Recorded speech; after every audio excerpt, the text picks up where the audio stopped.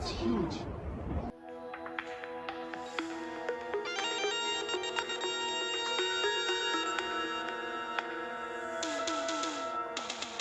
ሰላም ጤና ይስጥልን የተወደዳችሁ የቻናላችን ቤተሰቦች የእስራኤልና ኢራንን ጦርነት የተመለከቱ መረጃዎችን አጠናቅረን ይዘን ቀርበናል። እስከ ዝግጅታችን ፍጻሜ አብራችሁን ቆዩ።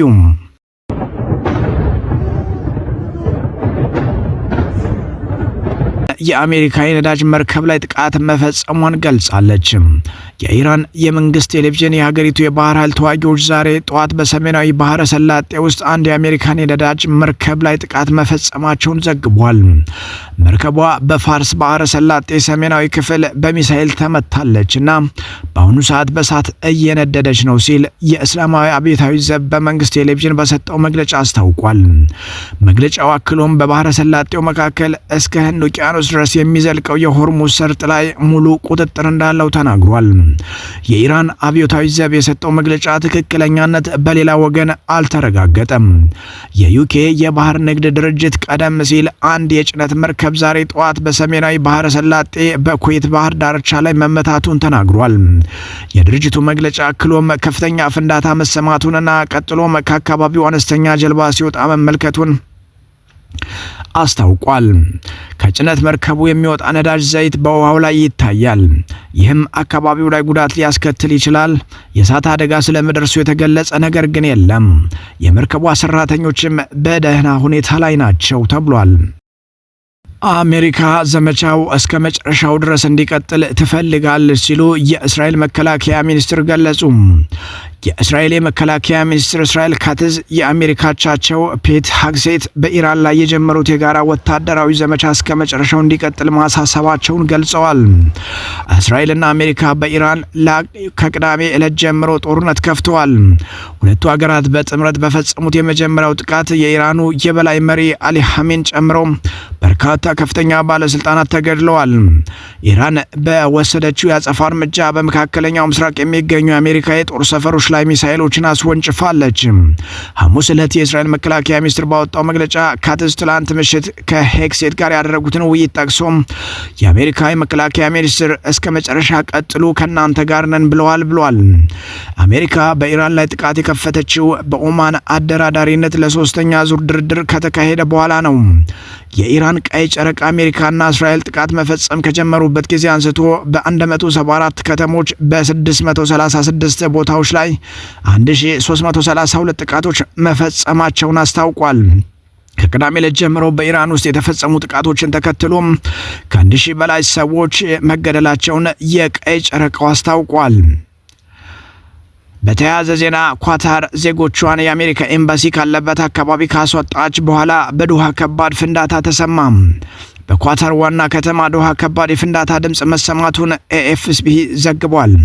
ኳታር ቀደም ሲል ዶሃ በሚገኝ የአሜሪካ ኤምባሲ አቅራቢያ የሚኖሩ ነዋሪዎችን ለጥንቃቄ በሚል ማስወጣት ጀምራ ነበር።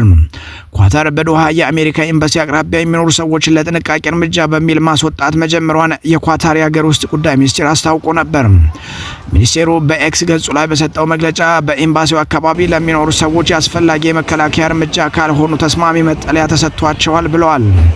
ኳታር ይህን የወሰነችው በሳዑዲ አረቢያና በኩዌት የሚገኙ የአሜሪካ ኤምባሲዎችና በዱባይ የሚገኙ የአሜሪካ ቆንስላ በሰው አልባ አውሮፕላን ጥቃት ከተፈጸመባቸው በኋላ ነው። በዚህ ሳምንት የዩናይትድ ስቴትስ የውጭ ጉዳይ መስሪያ ቤት ከቀጠናው የሚደረጉ በረራዎች የተሰረዙ ወይም የታገዱ ቢሆንም የአሜሪካ ዜጎች ከመካከለኛው ምስራቅ እንዲወጡ ማስጠንቀቂያ ሰጥቷል። የአሜሪካ መንግስት በተባበሩት አረብ ኤምሬትስ፣ ሳዑዲ አረቢያና ዮርዳኖስ ላሉ የአሜሪካ ዜጎች አውሮፕላኖችን በማዘጋጀት ለማስወጣት ጥረት እያደረገ ነው። እንደ አውሮፓውያኑ ከየካቲት 28 ጀምሮ ወደ 17500 የሚጠጉ ዜጎች ከመካከለኛው ምስራቅ መመለሳቸውን የአሜሪካ ውጭ ጉዳይ ሚኒስቴር ባለስልጣን ተናግረዋል። እስራኤል በቤሩት የፈጸመችው የአየር ድብደባ ከፍተኛ ውድመት አደረሰ። እስራኤል በቤሩት የምትፈጽመው የአየር ድብደባ እንደቀጠለ ሲሆን ያደረሰቻቸው ውድመቶችን የሚያሳዩ ምስሎች እየወጡ ነው። የሊባኖስ መገናኛ ብዙሃን ትላንት ምሽት በደቡባዊ ቤሩት በተፈጸመ 2 ጥቃት 3 ሰዎች መገደላቸውንና 6ቱ ደግሞ መጎዳታቸውን ዘግበዋል። እስራኤል ቀደም ብለው የአሸባሪው ሂዝቦላ በርካታ የማዘዣ ማዕከላትን መምታቷን ገልጻለች።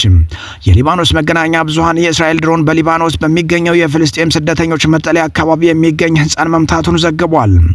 በጥቃቱም ዋሲም አታለላህ አልአሊ የተባለ ከፍተኛ የሐማስ ኃላፊና ባለቤቱ መገደላቸውን ዘግቧል። የእስራኤል ጦር ስለተገደለው የሐማስ መሪ ያለው ነገር ግን የለም።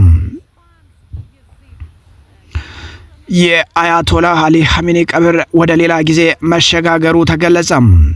አሜሪካና እስራኤል የሚፈጽሙትን ጥቃት አጠናክረው በቀጠሉበት በአሁኑ ጊዜ የኢራን ባለስልጣናት የጠቅላይ ሚኒስትር የጠቅላይ መሪያቸውን አያቶላህ አሊ ኻሜኒን የቀብር ስነ ስርዓት ወደ ሌላ ጊዜ አስተላልፈዋል። የኢራን እስላማዊ የፕሮፓጋንዳ ማስተባበሪያ ምክር ቤት ኃላፊ የሆኑት ሰይድ ምህሴን ታስኒም ለተባለው ዜና ወኪል እንደተናገሩት የቀብር ስነ ስርዓቱ አመቺ ጊዜ እስኪፈጠር ድረስ እንዲዘገይ መደረጉን ገልጸዋል። ረቡዕ ዕለት ተጀምሮ ለ3 ቀናት ይቆያል ተብሎ የነበረው የአያቶላህ ኻሜኒ ቀብር እንዲዘገይ የተደረገው በርካታ ህዝብ መሪውን ለመሰናበት ባለው ፍላጎት ለታዳሚው የሚበቃ የጸሎት ስፍራ ለማዘጋጀት እንደሆነ አንድ ባለስልጣን ተናግረዋል።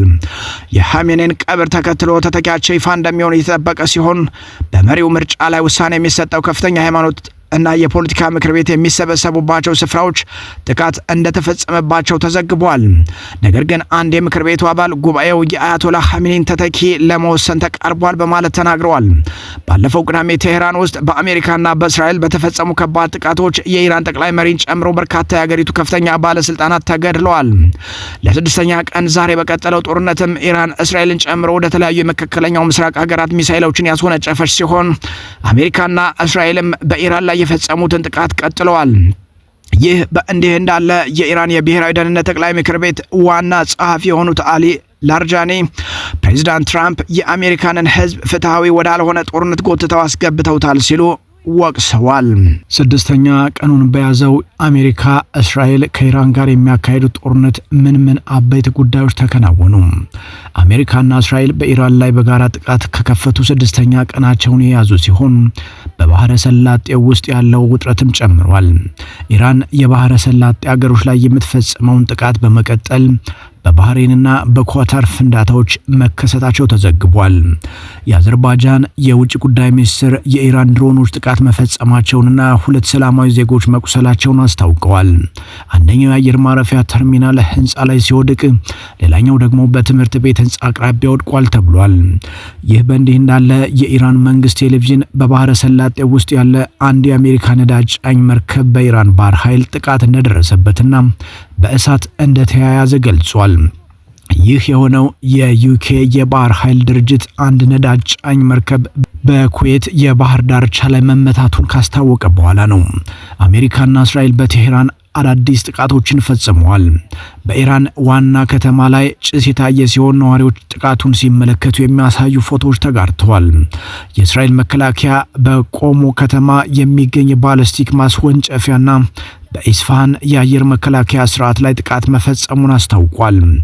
ኢራን ወደ ቴል አቪቭ የምታስወነጭፈውን ሚሳኤል ብትቀጥልም የሀገሪቱ ባለስልጣናት ግን የአየር ክልሉ በከፊል እንዲከፈት ወስነዋል። ይህንንም ተከትሎ የቤንጎሪዮን አውሮፕላን ማረፊያ ከ5 ቀናት በኋላ ዳግም ተከፍቷል። ወደ ቴል አቪቭ እስራኤላውያን የጫነ አውሮፕላን መድረሱም ተዘግቧል።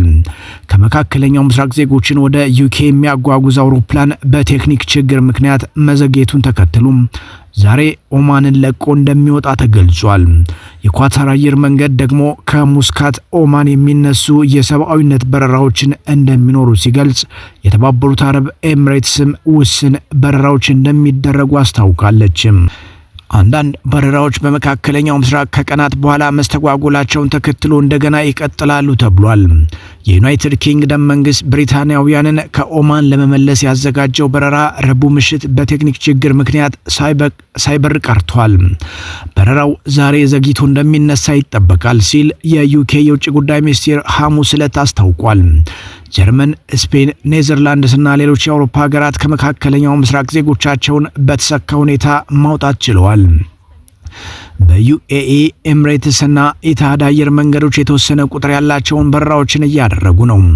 የተወሰኑ በረራዎች በዛይድ ዓለም አቀፍ አየር ማረፊያ መጀመራቸውን የአቡዳቢ መገናኛ ብዙሃን ቢሮ አስታውቋል። የኳታር አየር መንገድ ዛሬ ጠዋት ከኦማን ከሙስካት ወደ ተለያዩ የአውሮፓ ከተሞች የሚደረጉ የሰብአዊነት ድጋፍ በረራዎችን እንደሚያካሂድም አስታውቋል። ከነዚህ መካከል ወደ ለንደን፣ በርሊን፣ ኮፐንሃገን፣ ማድሪድ፣ ሮም እና አምስተርዳም የሚደረጉ በረራዎች ይገኙበታል። አየር መንገዱ ከዋና ከተማዋ ዶሃ የሚያደርጋቸው በረራዎች የኳታር የአየር ክልል በመዘጋቱ ምክንያት ለጊዜው ተቋርጠዋል ሲል በኤክስ ገጹ ላይ ባወጣው መግለጫ አስታውቋል። የእስራኤል የትራንስፖርት ሚኒስቴርን ጠቅሶ ሮይተርስ እንደዘገበው የእስራኤል ዜጎችን የጫነ አውሮፕላን በቴል አቪቭ አርፏል። በመካከለኛው ምስራቅ እየተካሄደ ባለው ጦርነት የኢትዮጵያ አየር መንገድ ምን ያህል ገቢ አጣም? የኢትዮጵያ አየር መንገድ በመካከለኛው ምስራቅ እየተካሄደ ባለው ጦርነት ምክንያት በሳምንት እስከ 137 ሚሊዮን ዶላር የሚገመት ገቢ እንደሚያጣ ለቢቢሲ ተናግሯል። አየር መንገዱ የንግድ ዋና ስራ አስፈጻሚ አቶ ለማ ያዴቻ 6ኛ ቀኑን በያዘው አሜሪካና እስራኤል ከኢራን ጋር የሚያደርጉት ጦርነት በአየር መንገዱ ላይ ትልቅ ጉዳት እንደሚያስከትል ተናግረዋል። የኢትዮጵያ አየር መንገድ ወደ መካከለኛው ምስራቅ ሀገራት መንገደኞችን እንዲሁም ጭነቶችን ያመላልሳል። የኢራን ድሮኖች አዘርባጃን ላይ ጥቃት መፈጸማቸው የሀገሪቱ መንግስት አስታወቀም። በአዘርባጃን የኢራን ሰው አልባ አውሮፕላን ጥቃት ፈጽሞ 2 ሰላማዊ ዜጎች መቁሰላቸውን የሀገሪቱ የውጭ ጉዳይ ሚኒስቴር አስታውቋል። አንድ ሰው አልባ አውሮፕላን በናክቺቫን ራስ ገዝ ሪፐብሊክ በሚገኘው የአውሮፕላን ማረፊያ ተርሚናል ህንፃ ላይ ጥቃት ሲያደርስ፣ ሌላኛው ደግሞ በሻካራባድ መንደር በሚገኝ የትምህርት ቤት ህንፃ አቅራቢያ ወድቋል ሲል ሚኒስቴሩ ገልጿል። የድሮን ጥቃቱ በአንድ የአውሮፕላን ማረፊያ ህንፃ ላይ ጉዳት ያደረሰ ሲሆን 2 ሰላማዊ ዜጎችንም አቁስሏል። በአዘርባጃን የሚገኙት የኢራን አምባሳደር በጉዳዩ ላይ ማብራሪያ እንዲሰጡ መጠራታቸውን ሚኒስቴሩ ገልጾም ለኢራን ያለውን ጠንካራ ተቃውሞ እንገልጻለን ብለዋል።